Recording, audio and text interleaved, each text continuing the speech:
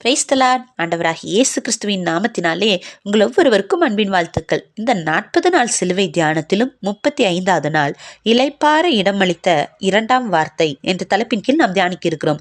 லூக்கா 23வது அதிகாரம் 43வது வசனம். இயேசு அவனை நோக்கி, இன்றைக்கு நீ என்னுடனே கூட பரதேசியில் இருப்பாய் என்று மெய்யாகவே உனக்கு சொல்லுகிறேன் என்றார்.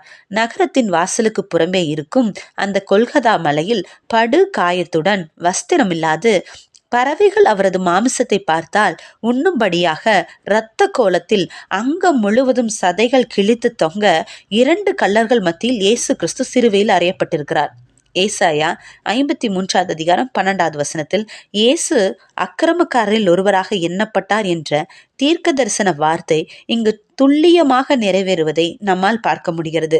சிலுவையில் அறையப்பட்ட இயேசு மற்றும் 2 கள்ளர்கள் ஆகிய இவர்கள் மூவருக்குமே ஒரே தண்டனையாக மரண தண்டனை விதிக்கப்பட்டுள்ளது. அவரோடு கூட சிலுவையில் அறையப்பட்ட 2 கள்ளர்களுமே இயேசுவை நிந்தித்தார்கள் என்று மத்தேயு 27வது அதிகாரம் 44வது வசனத்தில் நாம் பார்க்கிறோம். ஆனால் ஒரு கள்ளனின் கண்கள் திறக்கப்பட்டவுடன் அவர் மனம் திரும்பி ஆண்டவருடைய ராஜ்யத்தை வாஞ்சிக்கிறார். இதில் மனம் திரும்பிய கள்ளனுக்கு மாத்திரம் இயேசு பரதேசியில் இளைப்பாற இடமளிக்கவில்லை. ஆதியாகமம் 3வது அதிகாரம் 11வது வசனத்தில் தேவன் விலக்கின கனியை புசித்த ஆதாமினிடத்தில் தேவன் கேட்கிறார், நீ நிர்வாணி என்று உனக்கு சொன்னது யார்? நான் விலக்கின கனியை புசித்தாயோ என்று. ஜீவ விருட்சத்தின் கனியை புசிக்க இவர்களுக்கு இடம் இருந்த போதிலும் கூட அதை புசியாதபடி விலக்கின கனியை புசித்தார்கள். எனவேதான் வெளிப்படுத்தல் 2வது அதிகாரம் 7வது வசனத்தில் ஜெயம் கொள்ளுகிறவனுக்கு கடவுளின் தோட்டத்தில், அதாவது பரதேசியில் இருக்கிற ஜீவ விருட்சத்தின் கனியை புசிக்க கொடுப்பதாக தேவன் வாக்களித்தார். ஆதாமும் ஏவாளும் செய்ய வேண்டியதை செய்யாமல் செய்யத்தகாததை செய்தார்கள். இதனால்தான் ஏதேன் தோட்டத்தினுடைய நிறைவாழ்வை இழந்தார்கள்.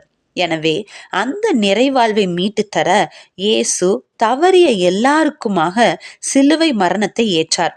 மனம் திரும்பி அவரிடம் வரும்போது அவர்களுக்கு இளைப்பாற இடமளிப்பேன் என்பதை உறுதிப்படுத்தும் விதமாக 2ஆம் வார்த்தையை சிலுவையில் கூறினார். இதில் ஒரு கள்ளன் பாவத்தில் செத்த கள்ளன், மற்றொரு கள்ளன் பாவத்திற்கு செத்த கள்ளன், அதாவது மனம் திரும்பிய கள்ளன். ஆனால் நமது ஆண்டவராகிய இயேசு கிறிஸ்துவோ நம்முடைய பாவத்திற்காக மரித்தவர், நமக்கு இளைப்பாற இடமும் அளித்தவர். நாளை தினத்திலும் அவர் பேசிய 3வது வார்த்தை குறித்து நாம் தியானிக்கலாம். வாங்க சிலுவை கொடியை உயர்த்துவோம். தேவன் நம்முடைய வாழ்வை உயர்த்துவாராக. கர்த்தர் தாமே நம்மை ஆசீர்வதிப்பாராக. ஆமென். God bless you.